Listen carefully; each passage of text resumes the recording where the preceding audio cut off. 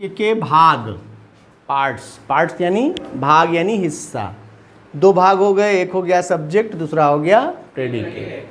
पहले हमको ये समझना है कि ये सेंटेंस क्या होते हैं। जब भी कोई अंग्रेजी का वाक्य होगा तो उसका ये क्रम है, ये दिमाग में आपके होना चाहिए कि सब्जेक्ट पहले होगा, फिर वर्ब होगा, फिर ऑब्जेक्ट होगा, फिर अदर्स होगा। जितने भी वाक्य बनेंगे, जैसे अभी हिंदी से अंग्रेजी बनाते हो ना, तो उसमें भी क्या देखना होता है कि सबसे पहले सब्जेक्ट हो, क्योंकि हिंदी वाले वाक्य को देखो कैसे होता है। तो हिंदी वाले वाक्य में जैसे आप लिखिए राम अपनी पुस्तक पढ़ता है, ये देखो ये एक सेंटेंस है। हम सेंटेंस समझा रहे हैं, ध्यान से समझो। हिंदी का एक सेंटेंस है ये। तो पहले ये समझें कि इसमें राम क्या है, ये सब्जेक्ट है। उसके बाद अपनी पुस्तक क्या है, कैसे वर्ब, वर्ब तो पढ़ना न हुआ। और पढ़ने में क्या से प्रश्न पूछोगे जो मिलेगा वही ऑब्जेक्ट होता है। तो क्या पढ़ता है, अपनी पुस्तक, इसका मतलब अपनी पुस्तक क्या है, ऑब्जेक्ट है, और पढ़ना क्या है, ये वर्ब है।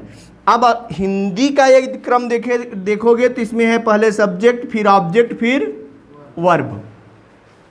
अब अंग्रेजी के उसमें देखो वाक्य का क्रम, तो इसमें सब्जेक्ट तो इसमें ही पहले है, लेकिन दूसरे नंबर पर कौन आ गया, वर्ब। यानी अब ये वाला वर्ब जो हिंदी में अंतिम में है वो अंग्रेजी में दूसरे नंबर पर होगा। अंग्रेजी और हिंदी में अंतर क्या है ये समझो। तो अंग्रेजी में ये जो वर्ब है वो सब्जेक्ट के तुरंत बाद आता है, जबकि हिंदी में यह वर्ब अंतिम में रहता है। और अंग्रेजी में जो ऑब्जेक्ट आएगा वो वर्ब के बाद होता है। ऑब्जेक्ट कहाँ आता है, वर्ब के बाद। लेकिन हिंदी में ये कहाँ रहता है, देखो ये तो बीच में आ गया, वर्ब बाद में ऑब्जेक्ट पहले। तो अंग्रेजी और हिंदी के वाक्यों में क्या है, अंतर है। किसका, इनके प्रयोग का। तो हिंदी को अंग्रेजी में जब बदलोगे तो उसका क्रम यही होगा। यानी अंग्रेजी के जितने वाक्य आपको बनाने के लिए मिलेंगे, या अंग्रेजी में जो वाक्य लिखा भी रहेगा, जैसे इसी को यदि हम लिखेंगे तो क्या लिखेंगे, राम रीड्स हीज बुक। अब देखो इसका अंग्रेजी हिंदी में तो ये है राम अपनी पुस्तक पढ़ता है, लेकिन जब हम अंग्रेजी में लिख रहे हैं तो राम पढ़ता है अपनी पुस्तक। हो गया कि नहीं हो गया भाई, पहले वर्ब हो गया फिर ऑब्जेक्ट हो गया। तो अब अंग्रेजी की, चूंकि हम पढ़ क्या रहे हैं, अंग्रेजी, समझने के लिए हमने हिंदी से जोड़ लिया। अब हिंदी और अंग्रेजी में अंतर आपको समझ में आना चाहिए। अब हम अंग्रेजी का जो वाक्य लिखा होगा, जैसे यहाँ लिखा है राम रीड्स हिज बुक, तो इसमें अब दो भाग होंगे। पार्ट कितने हुए, दो। कौन कौन, एक होगा सब्जेक्ट और दूसरा होगा प्रेडिकेट। कैसे समझेंगे कि कौन सा पार्ट सब्जेक्ट का है और कौन सा पार्ट प्रेडिकेट का है। तो इसको समझने के लिए अब फिर से आपको वर्ब पकड़ना पड़ेगा। ये बड़ा इंपॉर्टेंट पार्ट है, इसको ध्यान से समझो। वर्ब पूरे ग्रामर में ये बहुत रोल अदा करता है। इसको यदि आपने ध्यान से समझ लिया और पढ़ लिया, इसलिए मैंने कहा कि वर्ब के फर्स्ट सेकेंड थर्ड फॉर्म पहले कंप्लीट करो। उसका एक उद्देश्य है, ऐसे मैंने नहीं कहा है, उसका उद्देश्य है। उद्देश्य क्या है कि जब आप वर्ब तैयार कर लेंगे तो बाकी सारी चीज़ें आप ढूंढ लेंगे। तुम पूछ रहे थे ना कि हिंदी में कहाँ सब्जेक्ट और वर्ब कैसे ढूंढते हैं, पॉइंट यहीं पर नोटिस कर लो कि वर्ब यदि आपने ढूंढ लिया, सब्जेक्ट भी मिल जाएगा, ऑब्जेक्ट भी मिल जाएगा, क्योंकि वर्ब से ही ताल्लुकात है इन दोनों का। कैसे, जैसे अब ये मान लो एक वाक्य है कि राम अपनी पुस्तक पढ़ता है, मुझे पता नहीं है कि इसमें कौन सब्जेक्ट है, कौन वर्ब है, कौन ऑब्जेक्ट है, क्योंकि वो जब तक पता नहीं होगा हम बना नहीं पाएंगे। तो कैसे ढूंढें, तो जब भी सब्जेक्ट ढूंढने की बात हो तो कौन से प्रश्न पूछ लो। हिंदी में कौन और अंग्रेजी में इसको कहते हैं किसी भी वाक्य में कौन से प्रश्न पूछो, किसके साथ? वर्ब के साथ। यानी क्रिया फिर भी आपको ढूंढनी पड़ेगी। क्रिया जो भी हो उसमें कौन से प्रश्न पूछ लो। जैसे हमें पता है कि इसमें कौन सी क्रिया है, पढ़ना। पता कैसे है? तुमको भी पता हो जाएगी। जिन भी शब्दों के साथ ना, ने, नी की ध्वनि निकले, नानी ने भेजा है, तो समझ जाओ वो क्या है, वही वर्ब है। जैसे खाना, पीना, सोना, बैठना, टहलना, पढ़ना, लिखना, जितने verb first second third form में हैं उनको जब हिंदी निकालोगे तो सब में ना ना ना आएगा। पॉइंट समझ में आ रही है? ये हिंदी में समझने के लिए। और जो वर्ब बनेगा, अब यहां जैसे पढ़ता लिखा है, अब तुम कहोगे कि पढ़ता लिखा है तो कैसे समझेंगे? तो अब ता किसकी पहचान है? टेंस की। हर टेंस की पहचान अभी पढ़ेंगे आप। 12 टेंस में अलग अलग पहचान होती है। प्रेजेंट इंडेफिनिट टेंस में क्या पहचान होती है, इसीलिए मैं लिखवाता हूँ। तुम लोग कहते हो कि वाक्य के अंत में ता है, ती है, ते हैं। जी, मैं इसलिए कहता हूँ क्योंकि ये क्रिया के साथ ही रहता है, और जिसके साथ टेंस की पहचान जुड़ी हो वो क्या है? क्रिया है। वर्ब, अब तो वर्ब और पकड़ में आ गया जल्दी से। वर्ब कैसे पकड़ में आए? तो जिस शब्द से टेंस की पहचान पता चलती है, जैसे वह सो रहा है, अब इसमें वर्ब कौन है? सोना। क्यों? क्योंकि रहा है, रही है, रहे हैं, प्रेजेंट कॉन्टिन्यूअस टेंस का क्या है? पहचान है, और वो जुड़ गया किसके साथ? वर्ब के साथ। इसका मतलब सोना वर्ब स्लिप हो गया। ऐसे ही हर टेंस में उसने अपनी किताब बेच दी, तो क्रिया कौन सी मिल गई? बेचना। मिला कि नहीं मिला? तो ऐसे ही वर्ब हमको मिल जाएगा जब हम उसे ट्रेस करेंगे। और सबसे पहला काम क्या करना है? इसी को ढूंढना है। Verb is the king of a sentence. किसी भी वाक्य का राजा होता है कौन? वर्ब। और जिस राज्य का राजा पकड़ में आ जाए तो प्रजा तो सब अपनी हो जाएगी, नहीं होगी क्या? हाँ, यही एग्जाम्पल है कि जब भी पहले युद्ध हुआ करते थे, जैसे वो चेस खेलते हो, चेस कभी खेला है, सुना है उसके बारे में? शतरंज का खेल। शतरंज में देखोगे तो उसमें एक राजा होता है, एक वजीर होता है, उसके घोड़े और सिपाही, पैदल, हाथी वाले सब होते हैं। उसमें जब चाल चली जाती है, दोनों तरफ रहते हैं, उसमें जब चाल चली जाती है तो टारगेट करते हैं किसको? राजा को। सैनिक आएंगे, मारे जाएंगे। टारगेट कौन रहेगा? यदि सारे सैनिक रह जाएं और आप घुसते घुसते कहाँ पहुंच जाएं, बस राजा को मार दीजिए, बाकी से सारा खेल खत्म। खेल वहीं खत्म हो जाती है। या तो एक एक ठो गिन गिन के मारो, या तो डायरेक्ट राजा के ऊपर अटैक करो, और राजा यदि कब्जे में हो गया तो बाकी सारी वो शून्य हो जाती है, सरेंडर कर देंगे सब। वही बात होती है इस सेंटेंस में। जब वर्ब आप पकड़ लेंगे तो सारा वाक्य क्या हो गया? सरेंडर हो गया। क्योंकि हमने कहा क्या कि सब्जेक्ट ढूंढना है तो हु से प्रश्न पूछो, किसके साथ? वर्ब के साथ। कौन पढ़ता है? पढ़ता अब वर्ब हो गया ना, वर्ब हमें मिल गया। कौन पढ़ता है? राम पढ़ता है। इसका मतलब सब्जेक्ट कौन है? अब ये नहीं कहोगे, फिर एक दिन पहले मैंने बताया था कि ऐसा नहीं है कि ये हमेशा सबसे पहले ही रहता है। यदि हम इसको लिख दें, कक्षा में राम अपनी पुस्तक पढ़ता है, तो अब राम कहाँ है? तो इसका मतलब अब ये दिमाग में मत रख लेना, क्योंकि तुम लोग मतलब तुरंत निकाल लोगे क्या कि तो पहले में रहता है, सब्जेक्ट सबसे पहले रहता है और वर्ब सबसे अंतिम में रहता है। दोनों गलत। क्योंकि ये कहीं भी रह सकते हैं, वो तो वाक्य निर्माण पर डिपेंड करता है। हमें ढूंढना कैसे है? तो वर्ब यानी क्रिया हो गई, जो कोई काम किया जा रहा हो या किसी टेंस की पहचान मिल रही हो तो वही टेंस हो जाएगा और वही वर्ब हो जाएगा। टेंस की पहचान यहां पर मिल रही थी, हमने मान लिया कि ही वर्ब है, और ये वर्ब है, और इसके साथ अब हमको सब्जेक्ट ढूंढना है। कौन से प्रश्न पूछोगे सब्जेक्ट मिल गया। कौन पढ़ता है, राम पढ़ता है, तो कौन से क्या मिलता है, subject. Point first must be remembered, यानी कोई भी वाक्य करने से पहले अब ये बात आप दिमाग में रख लीजिए कि कौन से प्रश्न पूछने पर सब्जेक्ट मिल जाएगा मुझे। फिर क्या करना है, वर्ब तो ऑलरेडी मिल गया है। वर्ब को हमेशा टेंस के अनुसार प्रयोग किया जाता है। जहां वर्ब की बात होती है इसमें एक हेल्पिंग वर्ब भी होता है और एक मेन वर्ब भी होता है कि नहीं होता है। ये कैसे पता चलेगा पता है, जब आप 12 टेंस पढ़ेंगे। 12 टेंस पढ़ेंगे और 12 टेंस का चार्ट तैयार कर लेंगे, दिमाग में बैठा लेंगे, तो आप वाक्य को देखते ही बता देंगे कि कौन से टेंस का है, क्योंकि हर टेंस में बदलती है कौन, हेल्पिंग वर्ब और मेन वर्ब। प्रत्येक टेंस में, प्रेजेंट इंडेफिनिट टेंस में अफर्मेटिव में कोई सहायक क्रिया नहीं लगती, नेगेटिव में डू या डज लगता है और वर्ब का फर्स्ट फॉर्म लगता है। और जब वही कंटिन्यूअस की बात करोगे तो इज एम आर के साथ वर्ब के फर्स्ट फॉर्म में आई एन जी, यानी is am are helping verb और वर्ब फर्स्ट में I N G main verb हो जाएगा। बात समझ आ रही ना। ऐसे ही हर एक टेंस में कौन बदल जाती है, हेल्पिंग वर्ब और मेन वर्ब। मेरी बात समझ में आ रही सबको।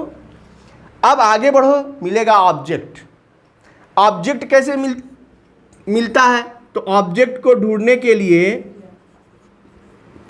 क्या या किसको से प्रश्न पूछते हैं, क्या।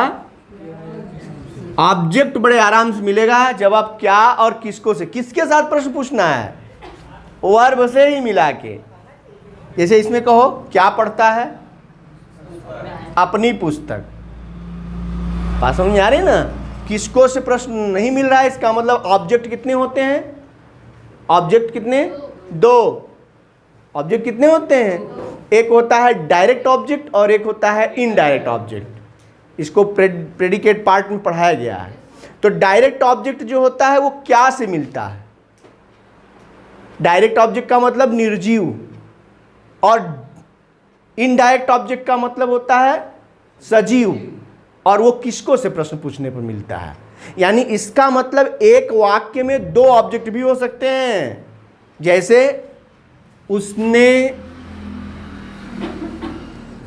मुझे एक पेन दी, एक सेंटेंस है हिंदी का। हिंदी में कुल उल्टा सीधा होता है, बताया मैंने। हमें हिंदी पर कम अंग्रेजी पर ध्यान देना है, हम अंग्रेजी पढ़ रहे हैं, और अंग्रेजी का ये वाला क्रम दिमाग में बैठा लो, सब लोग छाप लो दिमाग में कि पहले क्या, सब्जेक्ट, फिर क्या, वर्ब। वर्ब की बात होगी तो ध्यान देना हेल्पिंग वर्ब, और उसके बाद ऑब्जेक्ट। तो ऑब्जेक्ट में भी 2 बात ध्यान दो, एक डायरेक्ट ऑब्जेक्ट और दूसरा इनडायरेक्ट ऑब्जेक्ट। उसके बाद जो बचते हैं वो अदर्स कहे जाते हैं। अदर्स यानी अन्य। बात समझ में आ रही सबको। अब इसमें सब्जेक्ट ढूंढो। इसमें पहले वर्ब ढूंढेंगे तब ना, क्योंकि सबसे पहली चीज तो हमको ढूंढनी है वर्ब। और वर्ब कौन, कैसे पता चलेगा, टेंस से, यानी जिसके साथ पहचान जुड़ी हो। पहचान इसमें कौन सी है, पास्ट इंडेफिनिट टेंस, दी, ई, या, ये, ई, या था, ई थी, ए थे, या ता था, ती थी, ते थे। इतनी पहचान होती है किसकी, पास्ट इंडेफिनिट टेंस की। किसकी, पास्ट इंडेफिनिट टेंस की। यानी दी में ई आया ना, दी को बदल दो अब देना, क्योंकि वर्ब यही है, ना की ध्वनि आ जाएगी, तुरंत बदलो। यदि देना, दी का मतलब देना, देना माने वर्ब, क्योंकि ना की ध्वनि आ रही है, और वर्ब गिव माने देना। तो गिव का सेकेंड फॉर्म गेव, गिव का थर्ड फॉर्म गिवन। अभी आपको पता होना चाहिए, इसीलिए वर्ब पहली इंपॉर्टेंट, सबसे इंपॉर्टेंट पार्ट कौन हो गया, वर्ब। ठीक ना। तो गेव, अब ये वर्ब हो गया आपका। अब इसमें हमको ढूंढना है, क्योंकि हमारा क्रम कहता है कि पहले सब्जेक्ट लिखेंगे, फिर वर्ब लिखेंगे, फिर ऑब्जेक्ट लिखेंगे। तो इसमें सब्जेक्ट कौन है, कौन दिया या किसने दी, उसने। यानी इसका मतलब सब्जेक्ट हो गया ही। हुआ क्या, उसके बाद हमको वर्ब लिखना है। वर्ब में हेल्पिंग वर्ब और मेन वर्ब। ये पास्ट इंडिफिनिट टेंस है। जब आप रूल पढ़ेंगे तो पता चलेगा कि पास्ट इंडिफिनिट टेंस में क्या वर्ब का सेकेंड फॉर्म प्रयोग किया जाता है। इसमें कोई सहायक क्रिया प्रयोग नहीं होती, हेल्पिंग वर्ब नहीं होती। इसका मतलब यहां हो जाएगा गिव का second form gave, he gave. अब देखो ऑब्जेक्ट की बात कर रहे थे, तो ऑब्जेक्ट कैसे मिलेगा? क्या या किसको से? क्या दिया, किसको दिया, दोनों मिले गए। इसका मतलब एक है डायरेक्ट ऑब्जेक्ट और एक है इनडायरेक्ट ऑब्जेक्ट। कौन सा डायरेक्ट ऑब्जेक्ट है, कौन सा इनडायरेक्ट ऑब्जेक्ट है? पेन हो गया डायरेक्ट ऑब्जेक्ट क्योंकि निर्जीव है, और इनडायरेक्ट ऑब्जेक्ट हो गया मुझे क्योंकि वो आदमी होगा जिसको दिया। बात समझ में आ रही है ना? तो एक डायरेक्ट ऑब्जेक्ट और एक इनडायरेक्ट ऑब्जेक्ट। लेकिन यहां आप ध्यान देंगे, यही रूल है। अब यहां ग्रामर का नियम आपके दिमाग में होना चाहिए कि जब दो ऑब्जेक्ट साथ में आए तो बड़ी सावधानी से प्रयोग करना चाहिए। पहले इनडायरेक्ट ऑब्जेक्ट, फिर बाद में डायरेक्ट ऑब्जेक्ट को प्रयोग करना चाहिए। तो इनडायरेक्ट ऑब्जेक्ट कौन है इसमें? मुझे यानी मी, यानी हम पहले लिखेंगे मी, फिर उसके बाद ए पेन।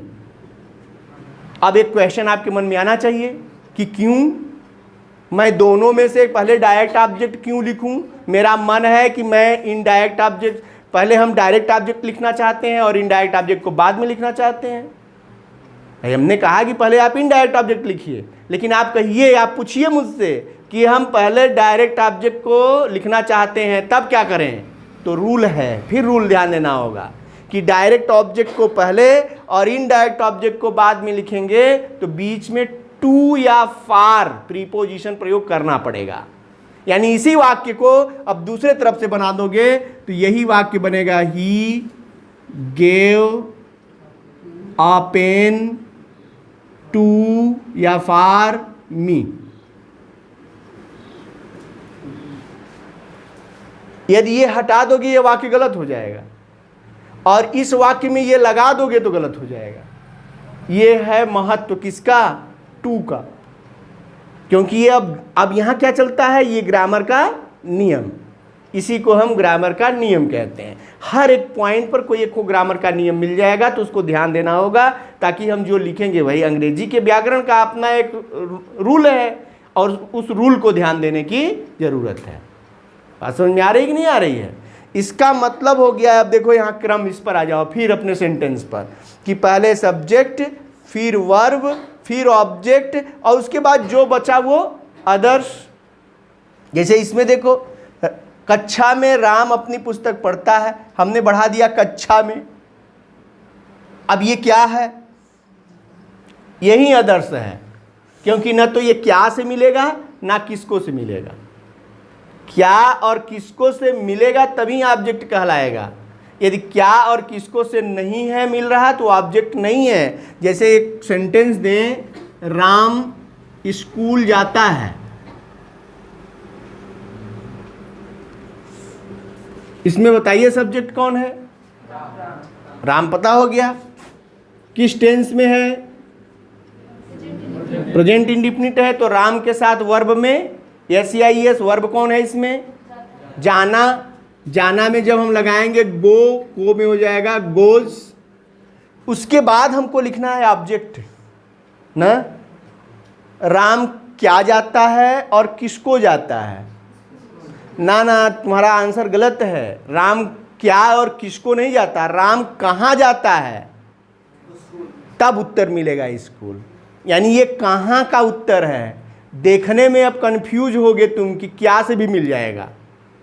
समझो बात को, ये क्या और किसको से केवल ऑब्जेक्ट मिलेगा, और क्या और किसको से दूसरा चीज नहीं मिलेगा। जैसे यहाँ क्या जाता है, किसको जाता है, कोई आंसर नहीं है। कहाँ जाता है तब आंसर है स्कूल जाता है। और कहाँ से प्रश्न पूछने पर जो उत्तर मिले वो अदर्श होगा, क्योंकि क्या और किसको से प्रश्न पूछने पर ही केवल ऑब्जेक्ट मिलेगा। उसके अलावा किसी से प्रश्न पूछा तो वो क्या होगा? अदर्श होगा। इसका मतलब राम गोज हम लिखेंगे यहाँ, गोज टू स्कूल, लेकिन अब यहां पर ये ऑब्जेक्ट नहीं है, ये अदर्श है। यानी ऑब्जेक्ट का प्लेस खाली है, नहीं है तो नहीं लिखा। और यदि ऑब्जेक्ट रहता तो स्कूल के पहले यहाँ ऑब्जेक्ट लिखते, क्योंकि गोज एक इंट्रांजिटिव वर्ब है, अकर्मक क्रिया है, इसके साथ ऑब्जेक्ट आ ही नहीं सकता, इसलिए यहाँ ऑब्जेक्ट नहीं, ये क्या है, ये आदर्श है।